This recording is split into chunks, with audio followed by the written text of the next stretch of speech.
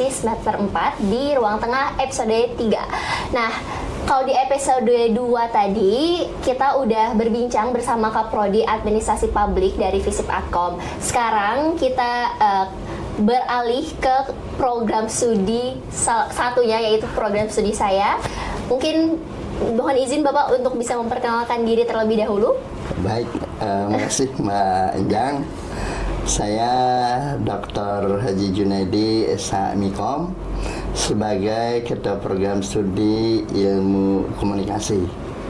Saya jadi Ketua Program Studi ini yang ketiga kali ya. Oke. Sejak 2015 berdirinya Ilmu Komunikasi, 2 periode, kemudian selanjutnya sempat ke Wakil Dekan 1, kemudian ke Direktur Humas dan comeback lagi. Kaprodi Ilmu Komunikasi.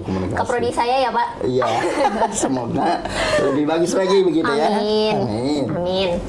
Nah, berarti kita narasumber kita pada kali ini sangat amat pas ya Pak, dengan pengalaman Bapak yang sudah bertahun-tahun di ilmu komunikasi. Insya Allah. Untuk teman-teman mahasiswa baru atau teman-teman SMA SMK yang ingin masuk ke ilmu komunikasi Muhammadiyah Palangkaraya gitu Bapak. Nah, tadi kan kita sebagai Kaprodi Ilmu Komunikasi, bisa nggak sih Pak jelasin dalam 3 kata mengenai ilmu komunikasi yang udah menggambarkan ilmu komunikasi banget gitu Pak? 3 kata aja dulu. Oke. Komunikasi hebat, luar biasa, dan mantap. Oke. Hebat, luar biasa, dan mantap. Itu saya ya berarti Pak? Iya. Oke. Lalu kalau secara garis, itu kan tadi 3 nih tentang komunikasi. Cuman kan kita mungkin untuk teman-teman yang asing itu belum dapat Pak apa sebenarnya ilmu komunikasi. Mungkin bisa dijelaskan program studi ilmu komunikasi itu seperti apa Pak? Oke. Program studi ilmu komunikasi ini merupakan program studi yang favorit sebenarnya di Jawa ya. Di Jawa? Itu luar biasa. Ya, beberapa universitas besar, UGM, UI, Pajajaran, bahkan konon katanya bisa mengalahkan prodi favorit yang lain begitu kan. Sehingga alhamdulillah di Kalimantan Tengah begitu berdiri program studi ilmu komunikasi yang murni itu cuma kita di UMPR ya. Satu-satunya. Saya mahasiswanya. Iya. Kita berdiri sejak 2015. Alhamdulillah sudah ratusan alumni kita yang tersebar dan mereka menempatkan beberapa posisi baik sebagai PNS, profesional maupun praktisi begitu ya.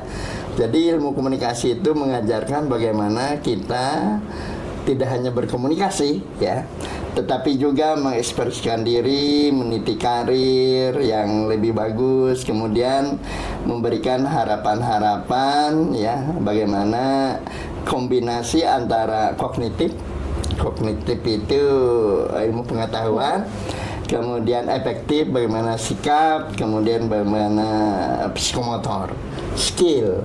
Jadi di komunikasi itu menggabungkan 3 hal tersebut. Ilmu komunikasi itu kan masuk rumpun begini. Rumpun ilmu itu kan ilmu eksak, humaniora, dan ilmu sosial. Komunikasi masuk di ilmu-ilmu sosial itu.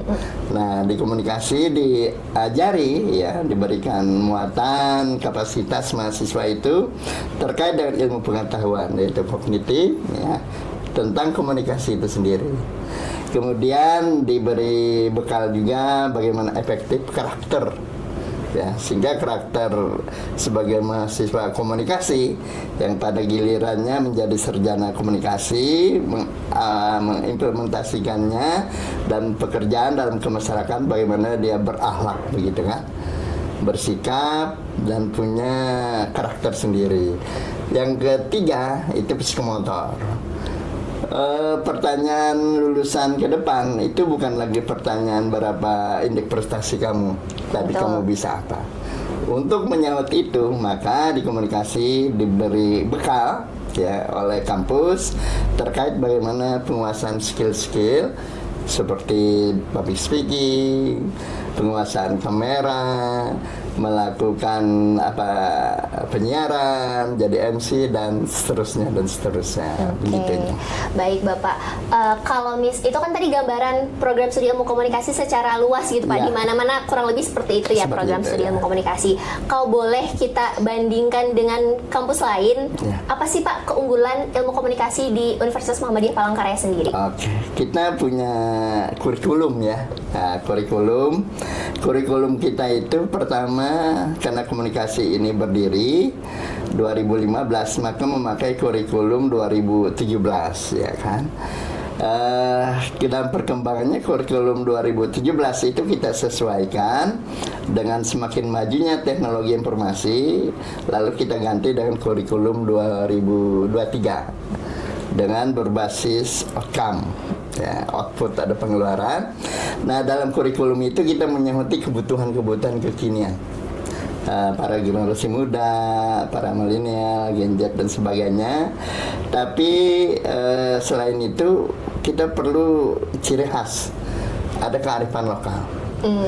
Kearifan lokal, maka kita mengkombinasikan ada namanya komunikasi multikultural khas budaya Dayak. Budaya Dayak. Jadi kita di masyarakat Dayak itu sebenarnya kaya dengan komunikasi kearifan lokalnya, seperti gong ya.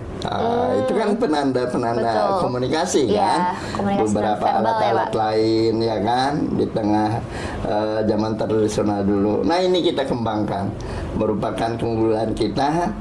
Di sisi lain kita menguasai teknologi informasi ya dengan digital dan sebagainya, tapi jangan lupa kita juga harus menguasai kearifan lokal. Nah, ini merupakan sebuah keunggulan yang tidak ada di daerah lain, karena daerah masyarakat Dayak kan kita di Kalimantan ini ya. Kemudian itu kita kombinasikan lagi dengan misalnya sumber daya alam yang ada di Kalimantan Tengah. Kita Berbasis banyak punya lokal juga. kebun sawit, pertambangan.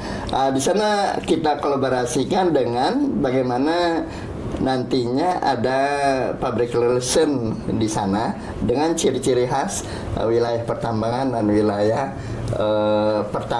perkebunan itu sendiri ya. Baik. Sehingga dalam menyambut kebutuhan, penyampaian aspirasi dan sebagainya kepada masyarakat itu akan lebih efektif gitu. Baik Bapak, tadi kan Bapak juga ada menyebutkan kalau misalnya komunikasi itu MC, berbicara, berbicara, seperti itu. ya.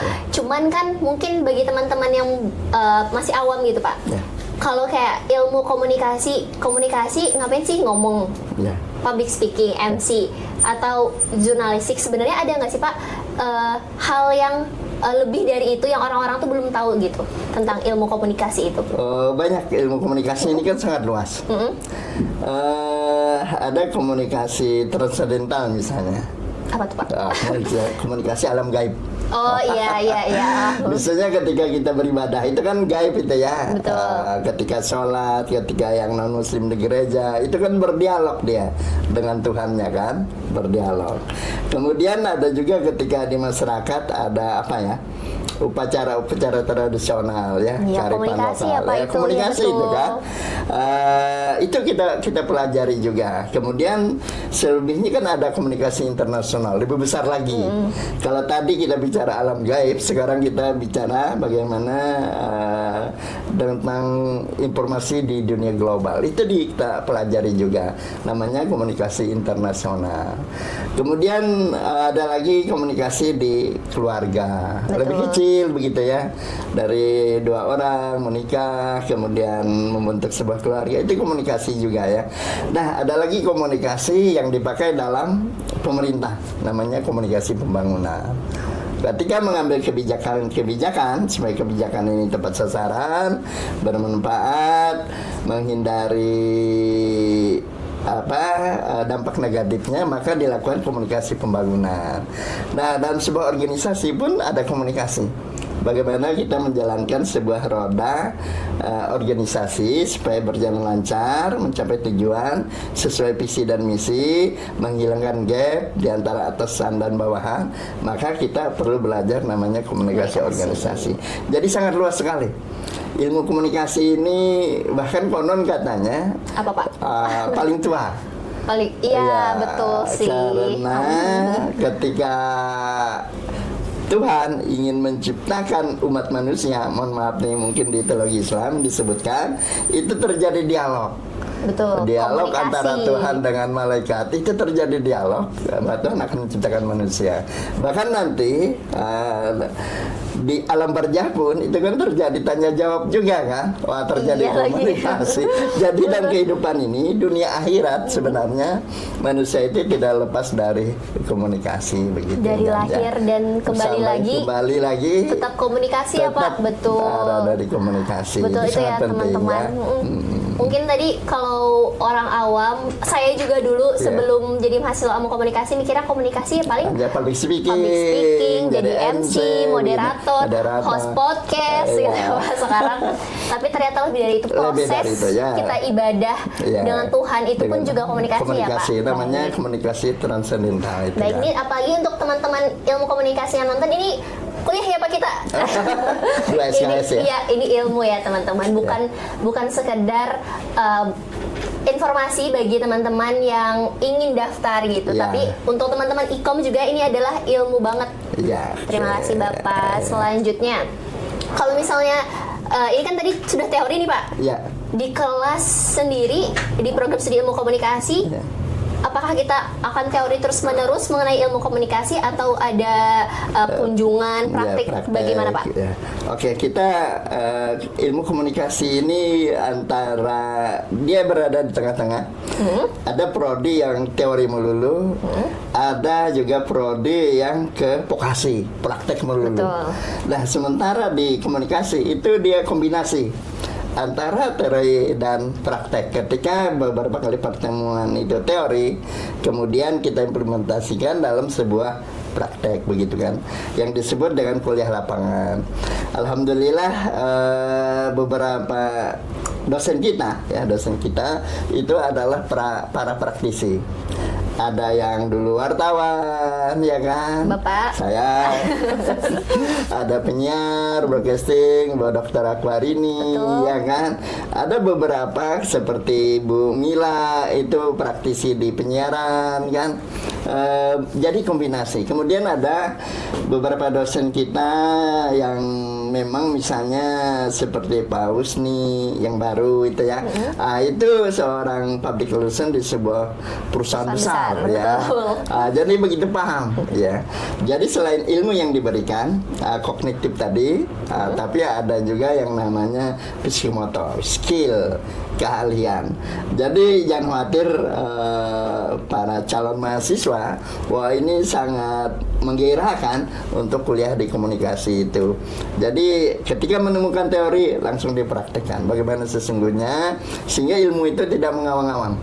Jadi ilmu itu menjadi milik kita, begitu. Betul. Ya, milik kita.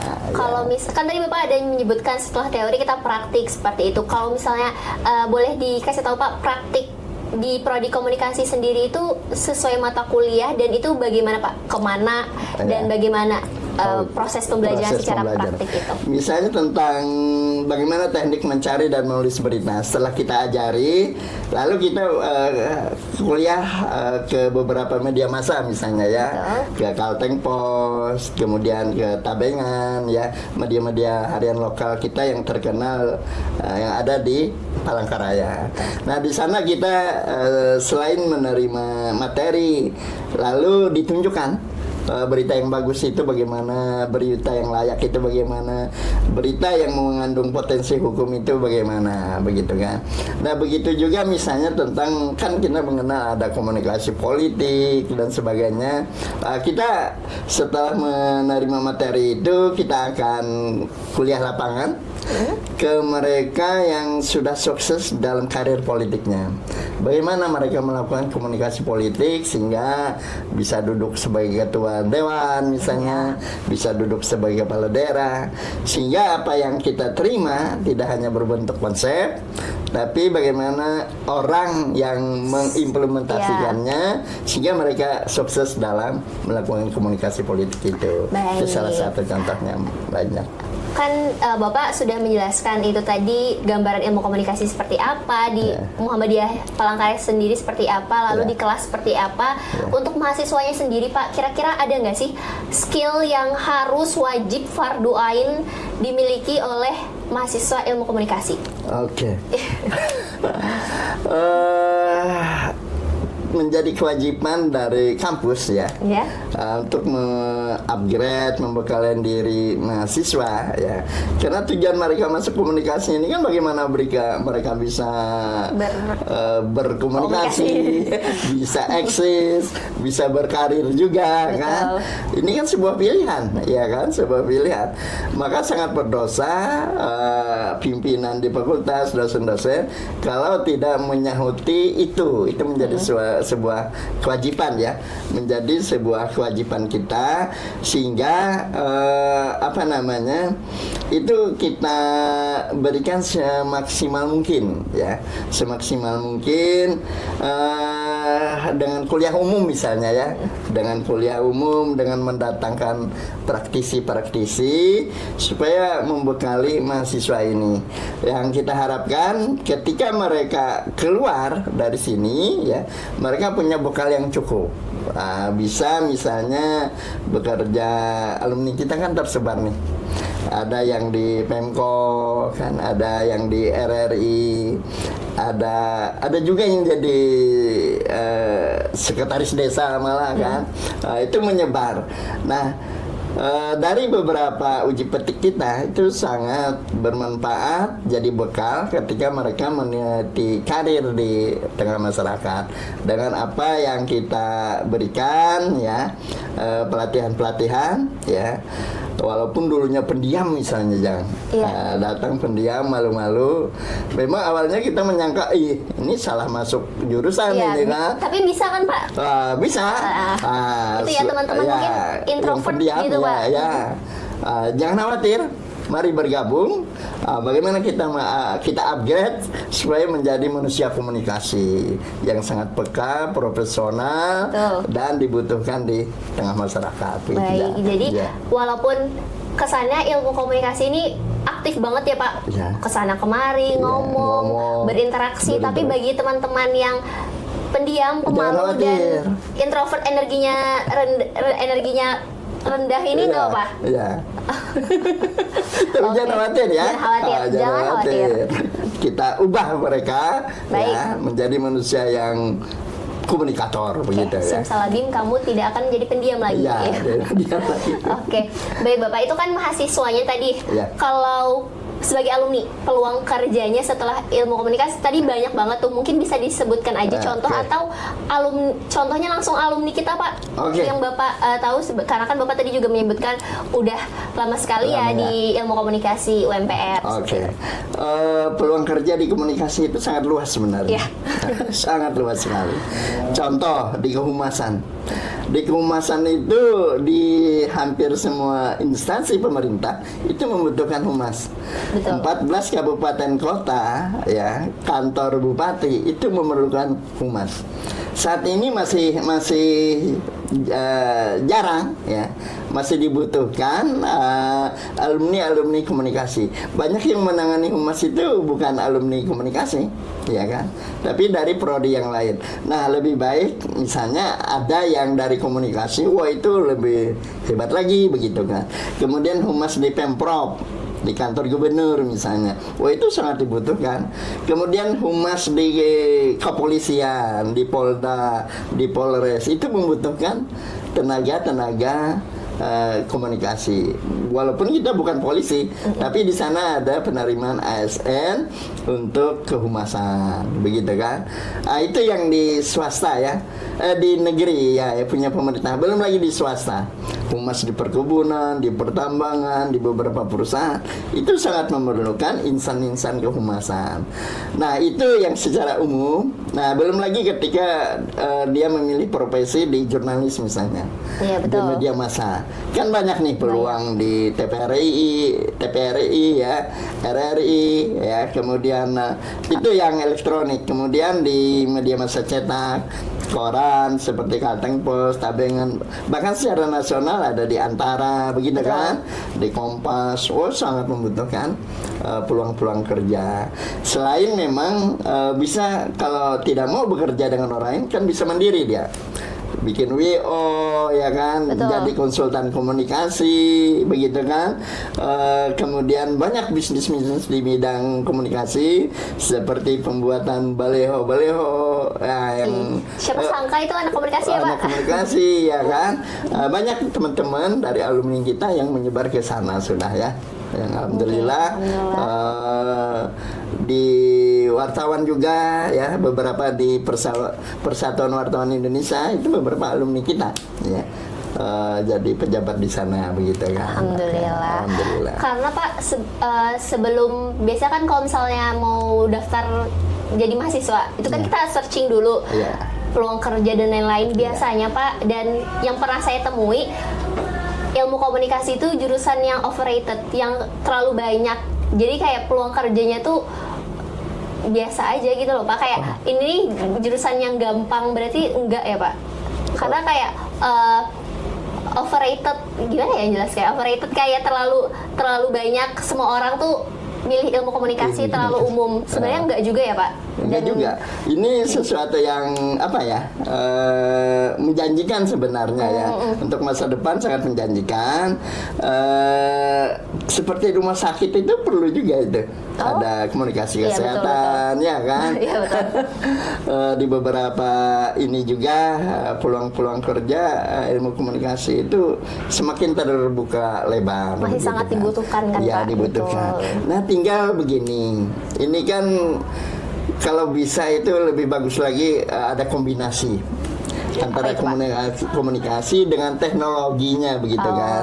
Ada kecenderungan penguasaan komunikasi ini kan sebagai perangkat lunak aja. Betul. Ya. Di ke depan itu komunikasi harus mengawinkan antara teknologinya, teknologi informasi dengan komunikasi sesuai dengan kebutuhan perkembangan zaman begitu. Ya. Baik Bapak, tadi kan berarti terbantahkan ya Pak kalau misalnya jurusan ilmu komunikasi itu overrated dan kayaknya kerjaannya tuh gak jelas gitu Pak ya. Itu sangat terbantahkan. Iya, kan terbuka lebar Iya, nih. Ya, betul. di mana-mana sangat dibutuhkan sekali. Betul. Di perbankan segala kan. Karena tadi dari lahir sampai meninggal kita tetap kan selalu berkomunikasi komunikasi itu ya teman-teman. Jadi jangan nontonnya di TikTok aja. Iya. Tontonlah podcast ini kan Pak. Mantap, langsung dari Kaprodi Ilmu Komunikasinya sendiri yang sudah kami tunggu ya. Iya, Kita betul tunggu. teman-teman. Oke, selanjutnya buat tadi mahasiswa, alumni dan calon mahasiswa. Buat yang masih ragu gitu Pak, untuk memilih jurusan dulu deh. Tipsnya apa Pak sebagai kaprodi dan dosen?